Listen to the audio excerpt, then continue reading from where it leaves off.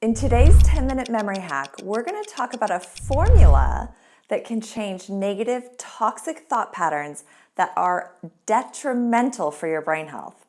Hello, my name is Julia Lundstrom, and I'm a neuroscience researcher and the CEO of Simple Smart Science, a brain health company. And I'm so glad that you're here.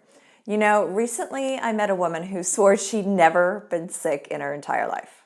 Does that sound good to be true? Well, before becoming a brain health specialist, I would have totally agreed with you. Now, not only do I believe it, I live it. I try to teach others to live it as well. So let's talk a little bit about the medical system and genes. A few decades ago, the scientific community believed that most diseases we experience are a direct result of our genetic makeup. Let me be clear, you do not have a predetermined genetic destiny. Simply put, that means you are not your genes. You may not know that less than 5% of diseases today are from a single gene disorder, while a whopping 95% of all diseases and illnesses can be traced to lifestyle choices, also chronic stress and toxic factors in the environment like mold.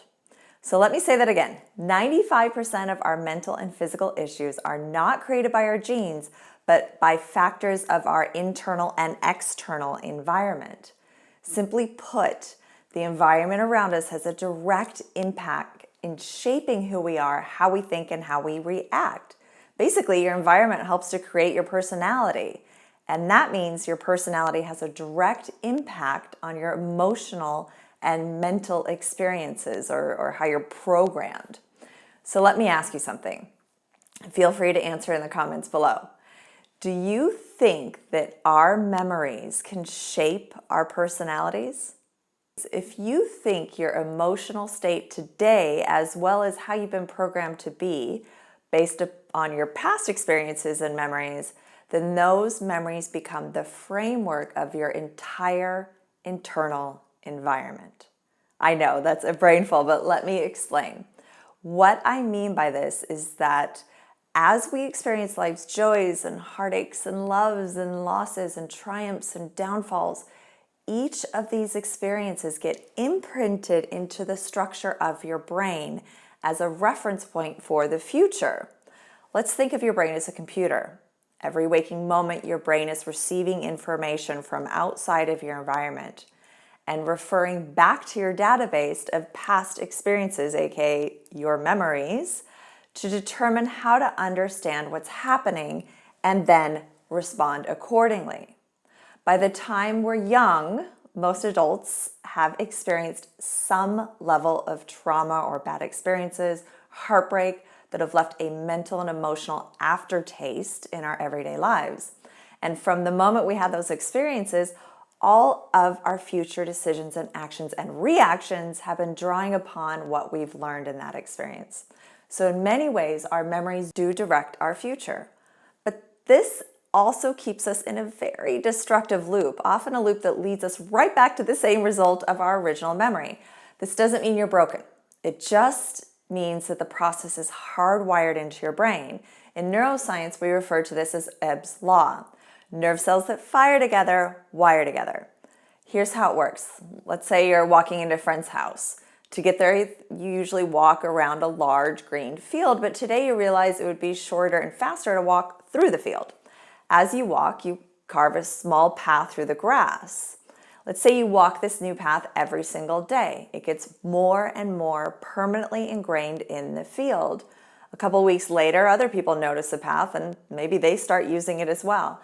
Eventually, after a year of foot traffic, maybe the city decides, hey, let's put in a 2-lane bike path through this field, as it's become the fastest and most efficient route. Your new path has now been cemented in your brain. Your thoughts and brain programming work exactly like this. If you continually activate the same thought paths and nerve cells, literally thinking in specific ways over and over, it becomes easier and easier for these same nerve cells to fire together in the same way the next time. Eventually, these patterns become developed highways in your brain for these specific thoughts and emotions.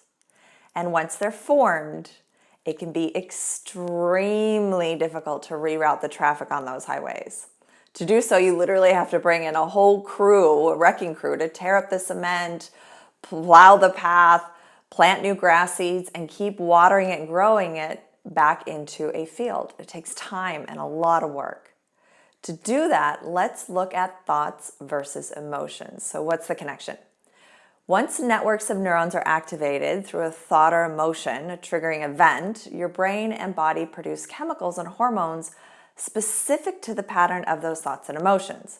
You actually begin to feel exactly what you're thinking. And we've all experienced this. Maybe you've had a bad argument with a coworker, and just thinking about that argument may get your blood boiling and your heart pounding.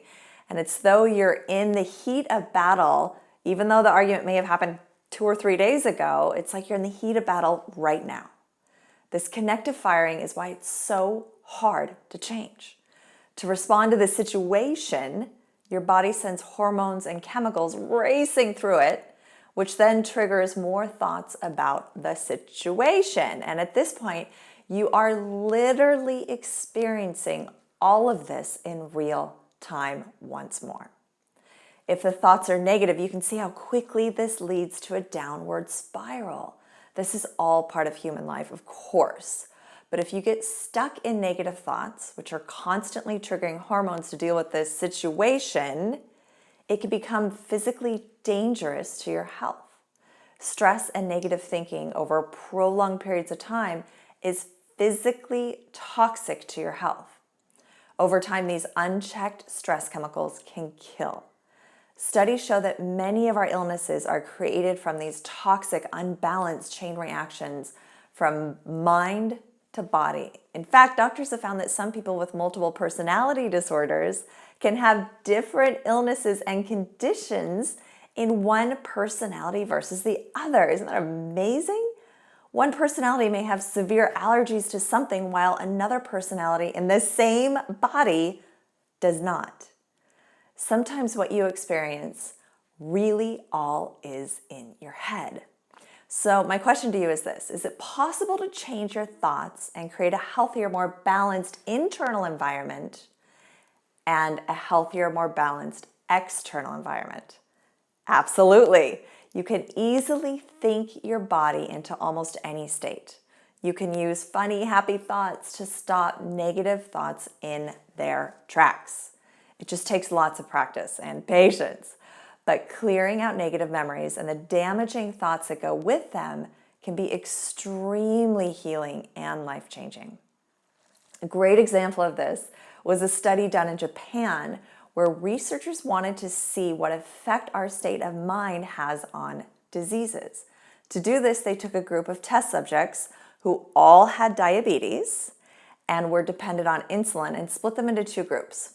Then all the participants had their blood fasting and blood sugar levels tested to establish a baseline. After that, they had one group watch a comedy show for an hour while the other group watched a dry, boring, I want to fall asleep lecture. All the participants then ate the same meal afterwards, and then their blood glucose levels were checked again. In the group who watched the boring lecture, the test subjects' blood sugar levels had raised enough that they actually needed to take an insulin shot, which is very common for them. But in the group who watched the comedy show, and you've probably guessed it, their blood sugar rose only half the amount of the lecture group, an amount that did not require an insulin boost. This brings me back to the formula that can change negative thoughts into happy thoughts. The question is, how can you start to change the well-ingrained thoughts that don't serve you? Here it is in all its simplicity. Thought, which is your intention, plus feeling, which is the emotion, equals change. The first thing I tell everyone is to start with a gratitude practice, and here's what I do. First, I write down 2 lists every day. A list of what I'm grateful for that day, and a list of what I'm grateful for that hasn't happened yet. I create the experience I want and then give thanks as if it's already happened to me. The next step is critical to changing your thoughts. I observe my thoughts throughout the day. Observation is really important. It's the first component to change. To create change in your own life, keep track of your own negative thoughts and maybe even write some of them down. What was the thought when it happened? What happened right before you had that thought? What happened right after you had that thought? And what happened in your body and in your actions? I've done this with a bunch of triggers in my life. And at first it was really tough and took me a long time to get the hang of it and to change just one thought pattern. But I promise you, it's become easier and easier with each thought pattern I change. It's kind of like a new chair. It may start out stiff and uncomfortable, but over time it conforms to your body and it gets so comfortable that one day you can't remember when it wasn't your favorite chair. So look at what you wrote. Think about who you no longer want to be and who you want to be instead. How do you not want to feel? How are you going to act the next time you feel that way? Create the images and the experience ahead of the event. Create a new future for yourself. Is it worth all the effort on your part? Most people only really look into the mirror to face who they are and what they need to change when they are faced with a crisis, some type of trauma or they hit rock bottom. Usually it's about loss. But why wait until you're miserable to begin the process? You don't have to wait until you're so uncomfortable that you feel forced to move out of your current state. Why not learn how to make changes for the most positive life while in a state of joy and inspiration instead of when trauma hits, when it will be twice as hard? But here's the bottom line. Every experience you live is not just related to, but created by your state of mind. And it's never too late to change the negative thoughts and feelings that don't lead you to your happiest life. The power is not in your hands. It's in your mind. Give the daily practice that worked for me a try this week and let me know how it goes for you in the comments below. And of course, subscribe and click like. Thank you.